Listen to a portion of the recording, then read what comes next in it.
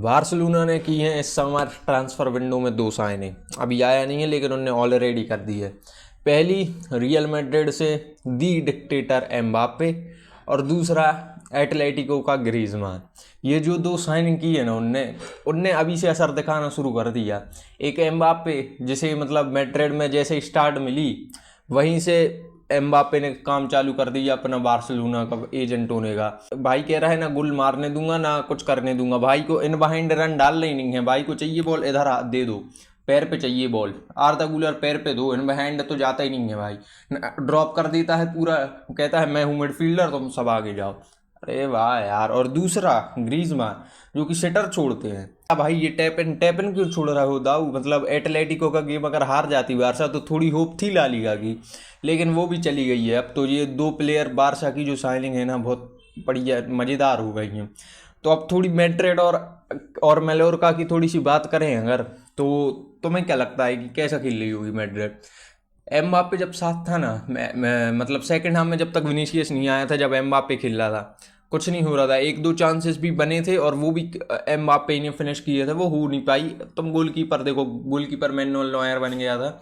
अब उसमें एमबाप्पे की भी कोई गलती नहीं उसमें। लेकिन जो स्ट्रक्चर एमबाप्पे हरामखोर प्रेस क्यों नहीं करता? तुम प्रेस करता ही नहीं है यार, दिमाग खराब हो गया मेरा। एक तो है देखो, मैंने कहीं ना कहीं जब लाइनअप देखी थी ना, जब भी पता चल गया था मेरा काम डल गया। भाई ने पटार्च नहीं खिलाया, मैनुअल एंगल खेल रहा था और एमबाप्पे तो खिलाया ही स्टार्ट, तो पहले ही पता चल गया था ये तो फंसेगा मैच। मैं कह रहा इंटरनेशनल ब्रेक फिर से ला दूँ। अब देखा नहीं जा रहा मेरे पे। मेरी मेंटल हेल्थ देखनी कैसी हो गई, ऐसी हो गई भाई। किनारे किनारे मत चलो दोस्तों, बीच में से चलो दोस्तों, कहानी खत्म करो दोस्तों।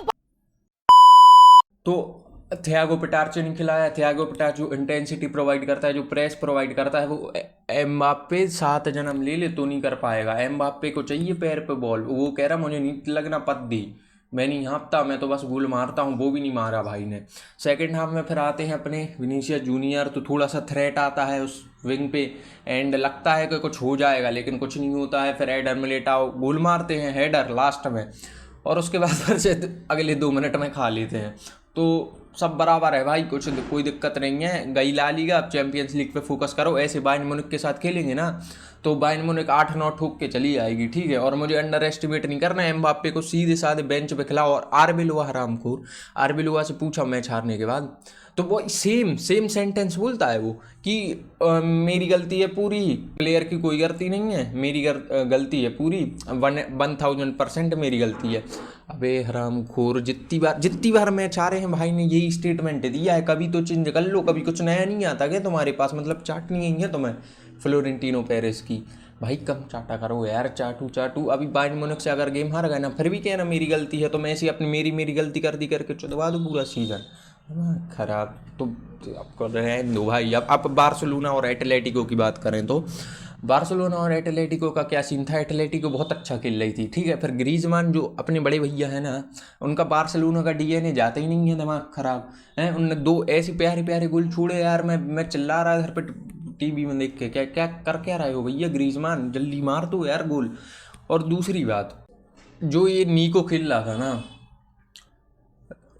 नीको लेफ्ट बैक, इसने हरामखोर ने पूरी भाड़ भरवा दी। मतलब एक तो तुम ये देखो, वो शुरू से उसका मन ही था मुझे रेड कार्ड लेना है। जो टैकल कर रहा था जैसे वो हर चीज़ें जो नटमैंग लमीन ने की जो भी, उसके बाद उसका मन बन ही गया था कि मुझे रेड कार्ड लेना है भाई। हाथ से बॉल पकड़ा रहा है, नीकू ने पूरा गेम बिगाड़ दिया भाई। अगर मैं इधर पे बैठ के 11v11 रहता ना बारसा और उसका, तो जीत जाती भाई एटलेटिको।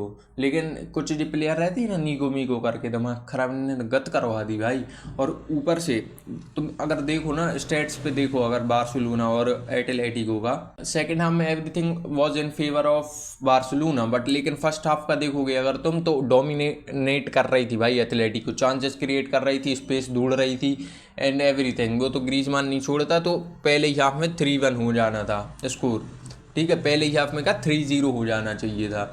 उसके बाद रेड कार्ड मिलता है नीको को।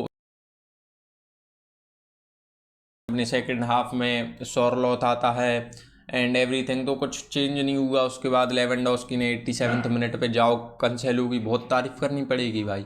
मतलब ये इंटरनेशनल जब खेलने जाता है पोर्चुगल के साथ साथ हरामखोर लूला बन जाता है। मतलब इसको वर्ल्ड कप नहीं जीतने देना रोनाल्डो को, लेकिन इधर आके प्राइम बिल्कुल। मुझे तो लगता ही नहीं है ये लेफ्ट बैक खेलता है, ये विंगर है जी भाई। तो कंसेलो की भाई तारीफ करनी पड़ेगी। मैं तो कह रहा हूँ परमानेंट साइन कर लो, नहीं करो यार, मतलब ला लीगा जीत जान दो। अब इनके कुछ मैचेस हैं, 8 मैचेस बचे हैं, तो होप करते हैं बार्सिलोना हार जाए। नहीं, एज ए न्यूट्रल चाहता हूँ मैं जीत जाए बार्सिलोना और रियल मैड्रिड भी जीत जाए, कोई दिक्कत नहीं है, ठीक है। तो अब तो जीत ही गई है ला लीगा, छोड़ दो भाई बात। मेरी बात इतनी है, चैंपियंस लीग जीत जाओ जिसमें सारा है, और एम्बाप्पे को बेंच पे बैठा देना, ठीक है। चाहे कहीं का डिक्टेटर मिक्टेटर ऐसी तैसी उनको बैठा लो अच्छे से बेंच पे भाई, और खिलाओ विनीशियस को, पेटार्च को खिलाओ, इब्राहिम को खिलाओ, जिसको खिलाना खिलाओ, एम्बाप्पे को नहीं खिलाओ। और उससे अगर खिलाना है तो कह देना प्रेस करना, नहीं तो नहीं खेलना, बैठ जाओ। और एक तो इनकी फटाती है ना, इनको चाटू बनना है। अब जी आर्बिलुआ भी कुछ नहीं कर सकते, एम्बाप्पे को तो खिलाना पड़ेगा, नहीं तो उधर से फ्लोरेंटिनो उनकी गांड पे देगा। तो दिक्कत तो ये है ना। तो चलो भाई सब्सक्राइब कर लेना मेरे चैनल को। ये थी वीडियो, मिलते हैं नेक्स्ट वीडियो में और देखते हैं डिक्टेटर एम्बाप्पे मेरा चैनल उड़ा तो नहीं है, नहीं उड़ाएगा वैसे। Thanks for watching.